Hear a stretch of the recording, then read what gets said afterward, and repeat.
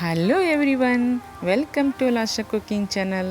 ನಾನಿವತ್ತು ನಿಮಗೆ ತುಂಬಾ ಸಿಂಪಲ್ಲಾಗಿ ಮಾಡಿಕೊಳ್ಳುವಂತಹ ಅಕ್ಕಿ ಬೋಂಡವನ್ನು ಮಾಡಿ ತೋರಿಸ್ತಾ ಇದ್ದೀನಿ.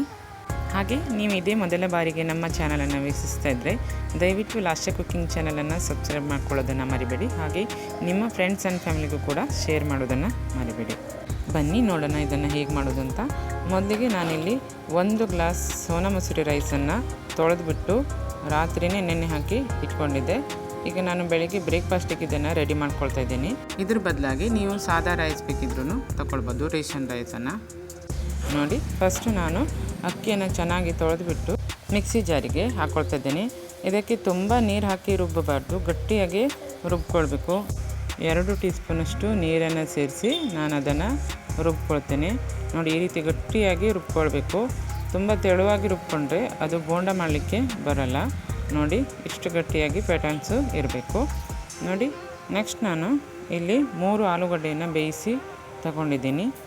ಈ 3 ಆಲೂಗಡ್ಡೆಯನ್ನು ಕೂಡ ನಾನು ಮಿಕ್ಸಿ ಜಾರಿಗೆ ಹಾಕಿಬಿಟ್ಟು ರುಬ್ಕೊಳ್ತೀನಿ. ನೋಡಿ, ಕಟ್ ಮಾಡಿ ಸೇರಿಸ್ಕೊಳ್ತಾ ಇದ್ದೀನಿ. ನೀವು ಬೇಕಿದ್ದರೆ ಸ್ಮ್ಯಾಶ್ ಮಾಡಿ ಕೂಡ ಸೇರಿಸ್ಕೊಳ್ಬೋದು.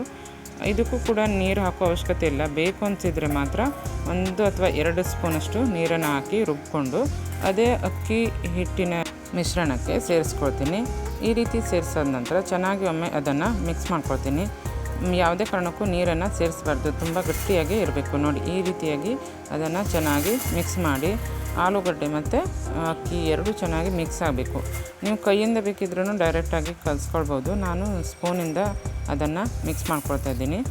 ನೋಡಿ, ಈ ರೀತಿಯಾಗಿ ಚೆನ್ನಾಗಿ ತಿರ್ಸ್ಕೊಳ್ಬೇಕು. ನೆಕ್ಸ್ಟ್ ಅದಕ್ಕೆ ಅರ್ಧ ಟೇಬಲ್ ಸ್ಪೂನಷ್ಟು ಜೀರಿಗೆಯನ್ನು ಸೇರಿಸ್ಕೊಂಡಿದ್ದೀನಿ. ಹಾಗೆ 1/4 ಟೀ ಸ್ಪೂನಷ್ಟು ಜಿಂಜರನ್ನು ಕೂಡ, ಶುಂಠಿಯನ್ನು ಕೂಡ ಕಟ್ ಮಾಡಿ ಸೇರಿಸ್ಕೊಂಡಿದ್ದೀನಿ. ಹಾಗೆ ಹಸಿಮೆಣಸು 1 ರಿಂದ 2 ಚಿಕ್ಕದಾಗಿ ಕಟ್ ಮಾಡಿ ಸೇರಿಸ್ಕೊಂಡಿದ್ದೀನಿ.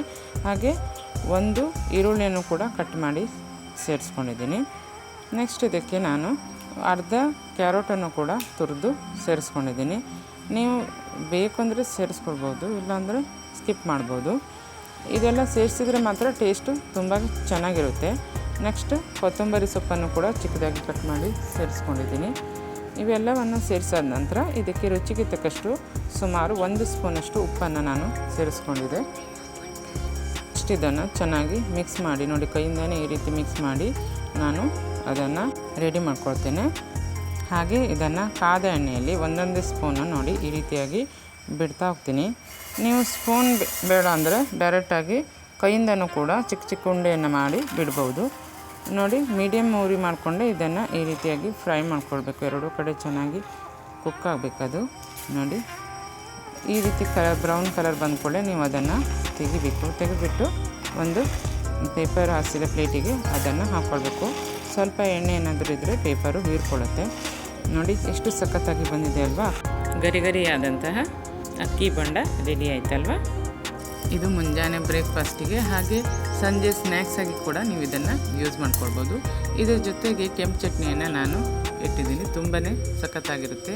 ಹಾಗೆ ನೀವು ಕಾಯಿ ಚಟ್ನಿ ಕೂಡ ಇದಕ್ಕೆ ಯೂಸ್ ಮಾಡ್ಕೊಳ್ಬೋದು. ಈ ರೆಸಿಪಿಯನ್ನು ನೀವು ಕೂಡ ಮನೆಯಲ್ಲೊಮ್ಮೆ ಟ್ರೈ ಮಾಡಿ ಅಂತ ಹೇಳ್ತಾ, ನಮ್ಮ ವಿಡಿಯೋ ಇಷ್ಟವಾದಲ್ಲಿ ಲೈಕ್ ಮಾಡೋದನ್ನು ಕೂಡ ಮರಿಬೇಡಿ.